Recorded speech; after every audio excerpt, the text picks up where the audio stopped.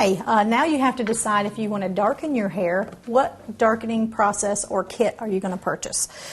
This kit right here is for touch-ups, and that's if you just want to do a touch-up on your scalp. If you just have a little bit of gray showing, that's what this little brush is for. You mix the color and work it like that. This kit right here is a full-blown process, more like a professional line of products like we would use in a salon, and it's all of your steps where you mix your color with your developer. And here you want to make sure, this is very, very important if you're doing hair color, to know what color you want to achieve. There's always a guide on the side of the box that shows you what color you're starting with, what color you will end up with. So pay close attention to that, because that will help you decipher what color you want to purchase before you start coloring your hair. Then there's always the, if you were to go somewhere like a beauty supply store, you would purchase your own colors, your own developer, do your own mixing. You have a color bottle and you handle it that way.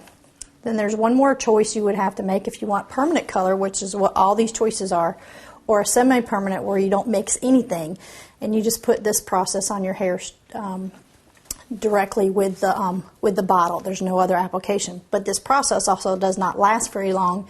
You would have to reapply this every 3 or 4 weeks.